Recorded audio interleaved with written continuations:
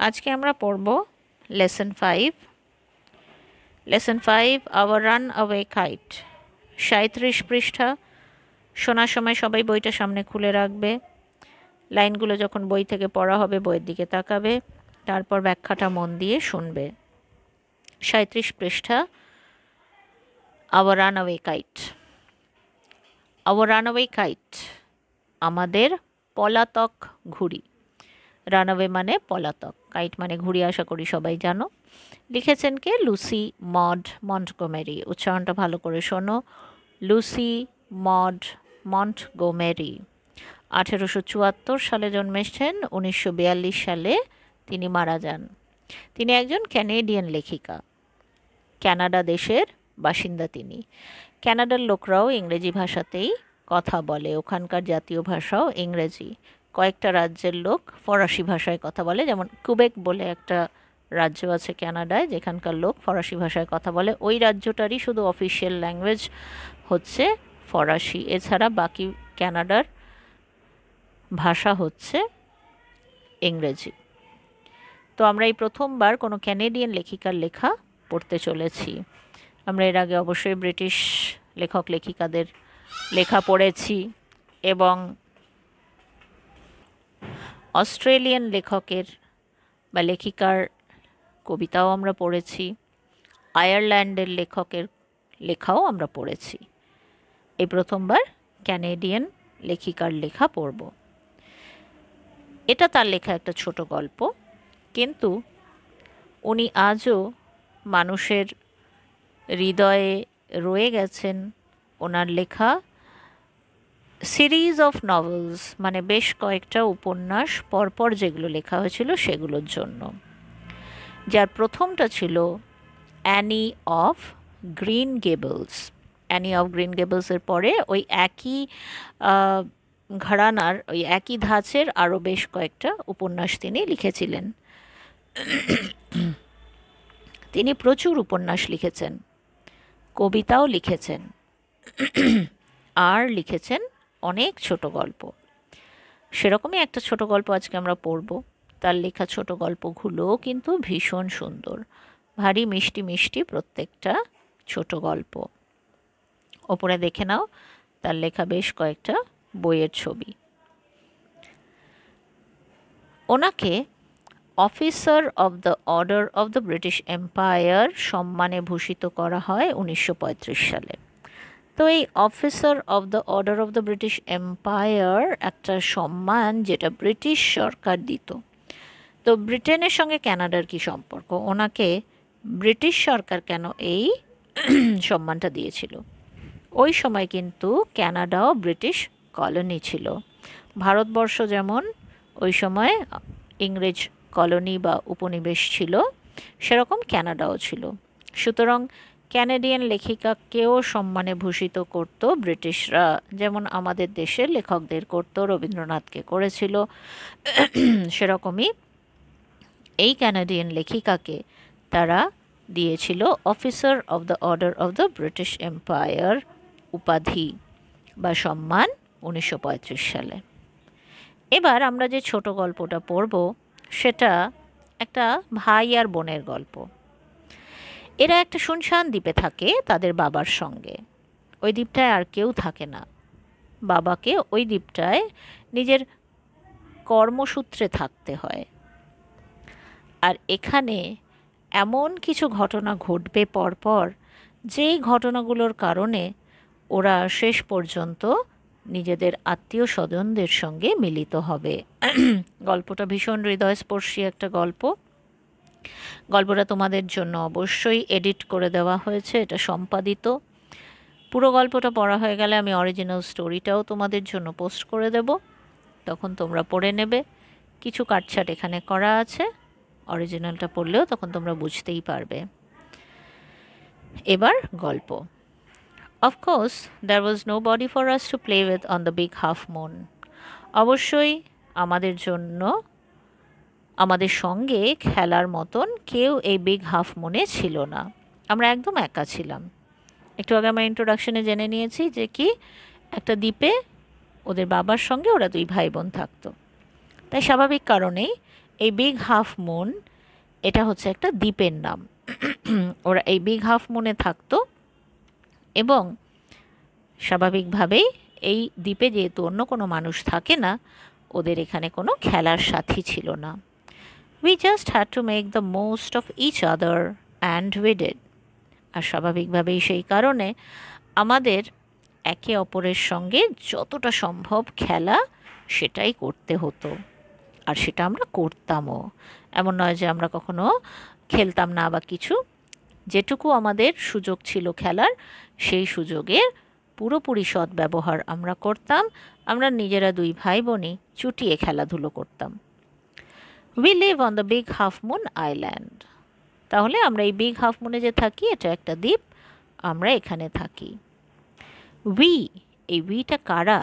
We are father and Claude and I and aunt Esther and Mimi and Dick. এই we বলতে আমি বোঝাচ্ছি আমাদের বিশাল বড় পরিবার। এই উইর মধ্যে রয়েছে আমার বাবা, ক্লড রয়েছে, আর আমি রয়েছি, আর তার সঙ্গে রয়েছে আমার পিসি এস্থার আর পিসির দুই সন্তান মিমি আর Dick. It used to be only father and Claude and I. কিন্তু আগে এমনটা ছিল না। এই উইটা কিন্তু অনেক ছোট ছিল আগে, সংখ্যা সদস্যের তখন অনেক কম ছিল। প্রথমে ছিলাম আমরা 3 জন, বাবা, ক্লড আর আমি। It is all on account of the kite that there are more of us. আর সবথেকে অদ্ভুত ব্যাপার হচ্ছে যে একটা ঘুড়ির দৌলতে এখন আমরা 3 জন থেকে 6 জন হয়েছি। আমরা সত্যি অবাক হয়ে যাব এটা ভেবে যে একটা ঘুড়ির কারণে কি করে একটা পরিবার বড় হতে পারে। সেটাই আমরা এই গল্পে পড়ব। This is what I want to tell you about. আর হ্যাঁ, সেটাই আমি তোমাদের বলবো যে একটা ঘুড়ির কারণে কি করে আমাদের পরিবারটা বড় হলো, কি করে আমার পিসি আর তার 2 সন্তানকেও আমরা আমাদের পরিবারের সদস্য বানাতে পারলাম। Father is the keeper of the big half moon light house. বাবা, বিগ হাফ মুনে একটা লাইট হাউস আছে, বাতি বাড়ি। সেই বাড়িতে বাবা হচ্ছে দেখভালের কাজ করে। লাইট হাউসটা কি অ্যাকচুয়ালি? বাতি ঘর বলে, বাতি বাড়ি না, বাতি ঘর। এই বাতি ঘর হচ্ছে একটা উঁচু টাওয়ার। সেই টাওয়ারের মাথায় একটা কাছে ঘেরা ঘর থাকে, সেখানে আলো জ্বালিয়ে রাখা হয়। এই আলোটা কি করে? রাত্রির বেলা জাহাজগুলোকে গাইড করে। জাহাজ দূর থেকেই বাতিঘর বা লাইট হাউসের আলো দেখে বুঝতে পারে যে সামনে স্থল আছে, জলের মধ্যে রাত্রিবেলা কিছু বোঝা যায় না। তাহলে এই লাইট হাউস কী করে? জাহাজের নাবিকদেরকে দিশা দেখায়। I am 11 years old। আমার বয়স এখন 11। ক্লড ইজ 12 আর ক্লডের বয়স 12। তাহলে আমাদের 1 বছরের ডিফারেন্স, আমরা 1 বছরের ছোট বড়। আমার 11, ক্লডের 12, আমি বোন, ক্লড আমার দাদা। In winter, when the harbor is frozen over, we all move over to the mainland. শীতকালে যখন এই বন্দর বরফে জমে যায়, তখন আমরা সবাই মেনল্যান্ডে চলে যাই, মূল ভূখণ্ডে চলে যাই। মূল ভূখণ্ড খুব একটা দূরে হবে না, কোনো একটা কোস্টাল অঞ্চলই হবে সেটা। সমুদ্রের পাড় ঘেঁষে যে মূল ভূখণ্ড রয়েছে সেখানে আমরা চলে যাই এই দ্বীপ ছেড়ে। কেন চলে যাই? কারণ এই হারবার বা বন্দর, এখানকার যে বন্দর সেটা বরফে জমে যায়। বরফে জমে গেলে কি হবে? স্বাভাবিকভাবেই তখন আর এখানে কোনো জাহাজ আসতে পারবে না, জাহাজ এখানে নোঙর করতে পারবে না। তাই বাবার এখানে তখন কাজ থাকে না, তাই আমরা মেনল্যান্ডে চলে যাই। As soon as spring comes back, we sail to our own dear island. আর যেই বসন্ত ফিরে আসে, সঙ্গে সঙ্গে আমরা আবার চলে যাই আমাদের অত্যন্ত প্রিয় সেই দ্বীপে। কারণ বসন্তকাল এসে গেছে মানে বরফ আবার গলে গেছে, জাহাজ আবার এখানে নোঙর করতে পারবে। তাই আমরাও আবার ফিরে যাই আমাদের সেই ভীষণ প্রিয় দ্বীপে। The funny part used to be that people always pitied us when the time came for us to return. সবথেকে মজার ব্যাপার যেটা, সেটা হচ্ছে আমাদের যখন এই দ্বীপে ফেরার সময় হতো বসন্তকালে, তখন ওই মেনল্যান্ডের লোকগুলো আমাদেরকে করুণা করতো, বলতো আহারে বেচারাগুলো।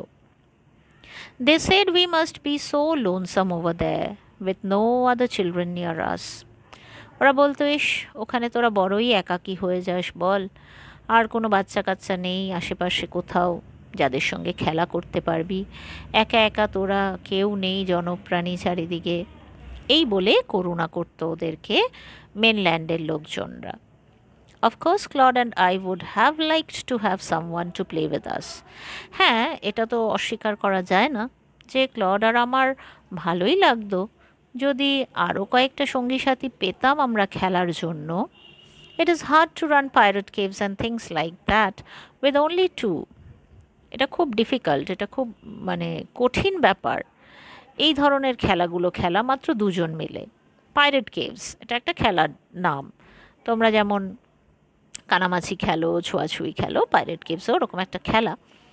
তো এই খেলাটা দুজনের থেকে 4-5 জনে জমে ভালো। 4-5 জন হলে বেশ মজা হয় এটা খেলতে।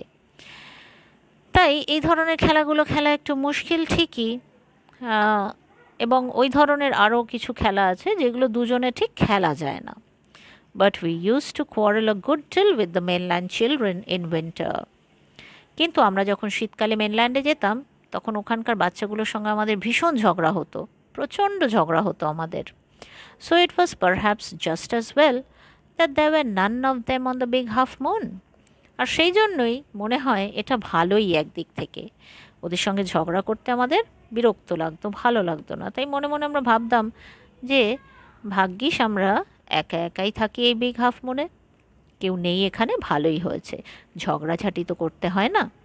Clod and I never quarrelled. আর আরেকটা বড় ব্যাপার ছিল যে ক্লড আর আমি কখনো ঝগড়া করতাম না। এইখানে কিন্তু তোমাদেরও শেখার আছে ক্লড অ্যান্ড লেখিকার থেকে, কারণ তোমরা সব সময় শুধু ভাই বোনই নয়, স্কুলেও সব সময় বন্ধুরা বন্ধুরা ঝগড়া করে চলেছ।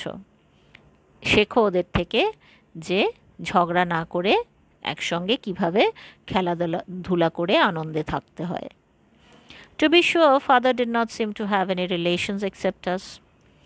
আর এই যে দ্বীপে আমরা একা থাকি, এই ব্যাপারটা আরও দ্বিগুণ নিশ্চিত হয় এই কারণেই যে আমরা একদিকে নিশ্চিত ছিলাম আমাদের কোনো আত্মীয় স্বজনও নেই, বাবার কোনো আত্মীয় স্বজন নেই আমরা ছাড়া। বাবার নিজের লোক বলতে শুধু আমরা তার এই 2 সন্তান। This use to puzzle Claude and me. হ্যাঁ, আমরা একটু হকচকিয়ে যেতাম, আমরা একটু ভাবনায় পড়ে যেতাম যে কেন বাবার আর কোনো আত্মীয় স্বজন নেই। Everybody on the mainland had relations. আমরা যখন মেনল্যান্ডে যেতাম আমরা দেখতাম সবার ওখানে আত্মীয় স্বজন আছে, কাকু কাকিমা, জেঠু জেঠিমা, পিসি মাসি, কত রকমের আত্মীয় আছে। Why hadn't we? তাহলে আমাদের কেন কোনো আত্মীয় স্বজন নেই? Was it because we lived on an island? তার কারণটা কি?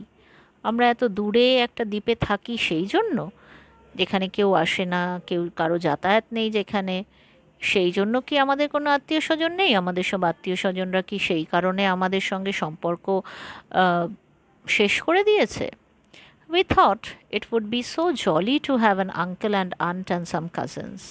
মনে মনে আমরা ভাবতাম, ইস কী ভারী মজাই না হতো আমাদের, কি ভালোই না হতো যদি আমাদেরও কোনো আঙ্কেল, কোনো আন্ট থাকতো, আর আমাদেরও যদি কোনো তুতো ভাই বোন থাকতো, সবাই মিলে একসঙ্গে আমরা কত হইচই আনন্দ করতে পারতাম, অন্তত সবসময় না হলেও মাঝে মাঝে। Once we asked father about it. একবার আমরা বাবাকে জিজ্ঞেসই করে ফেললাম যে বাবা, আমাদের আত্মীয় স্বজন নেই কেন? But he look so sorrowful that we wished we hadn't.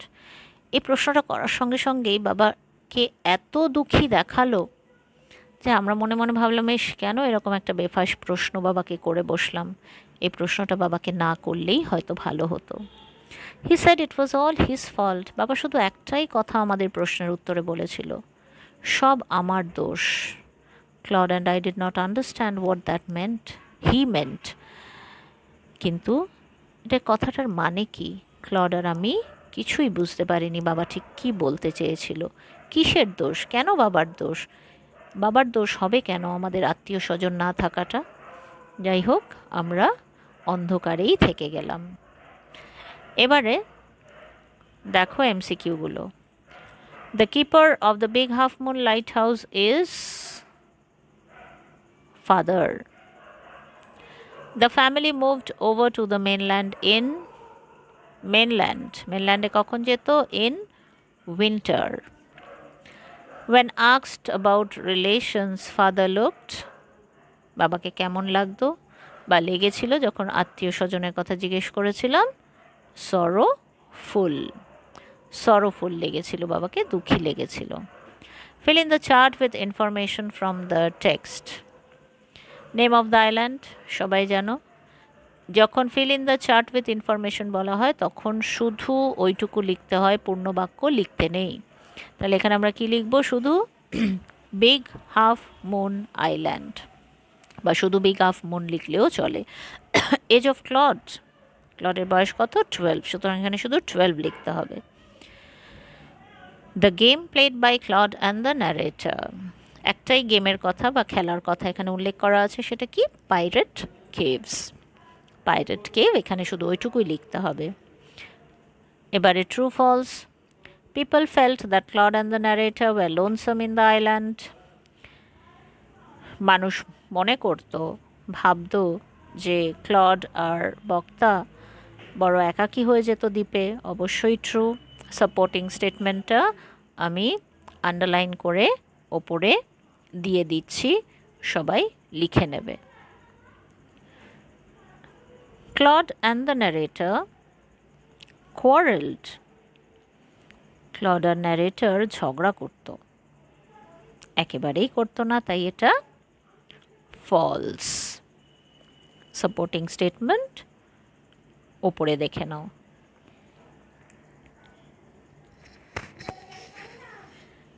Nobody on the mainland had relations. মেনল্যান্ডে কারোর আত্মীয় স্বজন ছিল না, অবশ্যই এটা মিথ্যে, তাই ফলস। আর সাপোর্টিং স্টেটমেন্ট ওপরে।